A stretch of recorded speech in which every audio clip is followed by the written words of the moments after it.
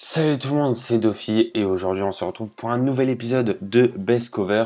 Dans l'épisode précédent, on avait vu les meilleurs covers de My Hero Academia et aujourd'hui on va voir les meilleurs covers de Naruto.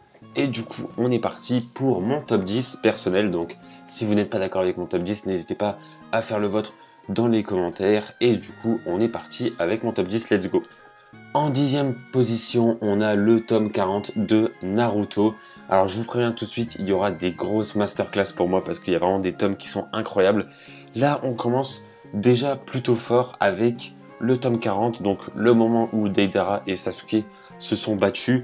Combat plutôt stylé et cover très stylé avec les deux personnages hyper bien détaillés, hyper bien dessinés.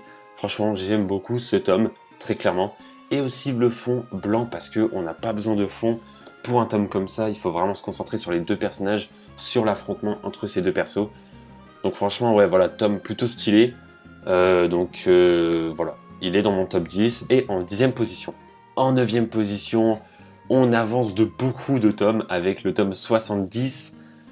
Et vraiment un tome incroyable pour moi parce que il est très symbolique. Hein. On peut voir Sasuke et Naruto qui sont face à face en affrontement. Et on voit derrière eux Madara et Hashirama qui avaient un petit peu la même rivalité. Et encore au fond, on voit Ashura et Indra, pareil, la même rivalité. Donc comme quoi ça se répète, les histoires se répètent. Et on peut le voir sur la cover. Donc franchement, cover plutôt stylé. Voilà, avec le dieu tout au fond, le roi Rikudo, je crois qu'il s'appelle, et aussi Kagaya tout au fond du tome. Donc voilà, franchement, plutôt stylé ce tome, très emblématique, très beau. Donc franchement, 9e position de mon classement, c'est très mérité.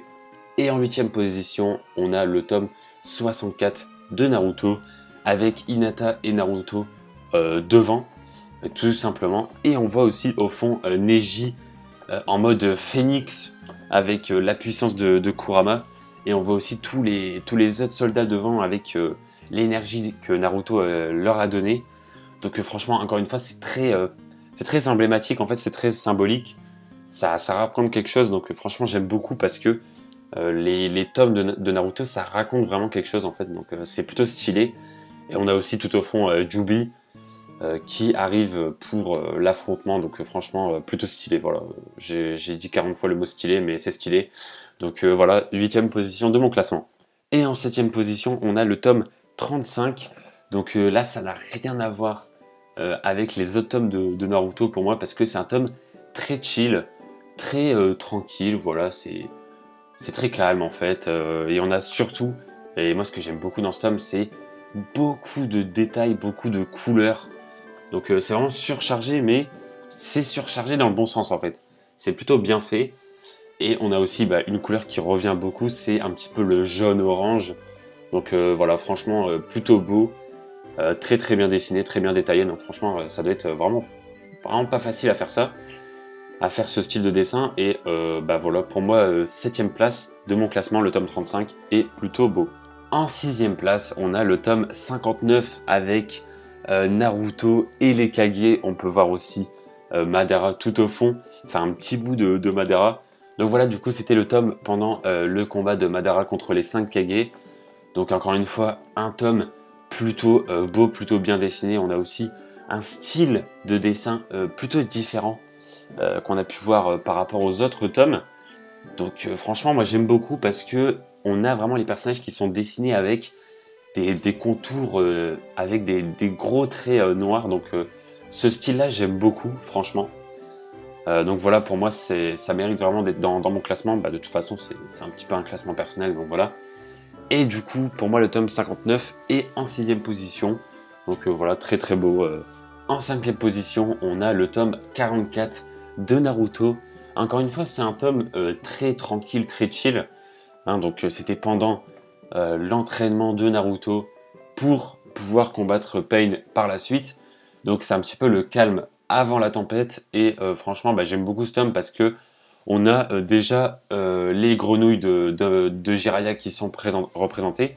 Et moi j'aime beaucoup les techniques, les invocations de Jiraiya et tout. Donc franchement ça m'a fait plaisir de voir un tome comme ça. Et on a aussi un fond plutôt rouge, plutôt simple. Et moi j'aime beaucoup, franchement, je trouve vraiment ce tome très réussi, cette cover très réussie, donc pour moi c'est en 5e position de mon classement. Et en 4e position, on a le tome 60 avec tous les démons à queue sur la cover, et on a aussi le Naruto qui est d'ailleurs transformé en Kurama, donc tout en haut de la cover. Donc pour moi, encore une fois, c'est une cover super belle, super stylée, parce que on a vraiment la représentation des démons quand ils étaient un peu plus jeunes, donc franchement grave stylé. Et on a aussi un fond noir en fait qui contraste très bien avec la couleur un peu orange de Naruto qu'on a au-dessus, et surtout le symbole au milieu qui représente aussi le gilet, ou du moins la transformation de Naruto au niveau de son torse. Donc encore une fois, c'est très symbolique, très emblématique, ça raconte quelque chose. Donc franchement, j'aime beaucoup ce tome, et il est en 4e position. Et en 3e position, encore une fois, un tome qui raconte beaucoup de choses, avec le tome 65.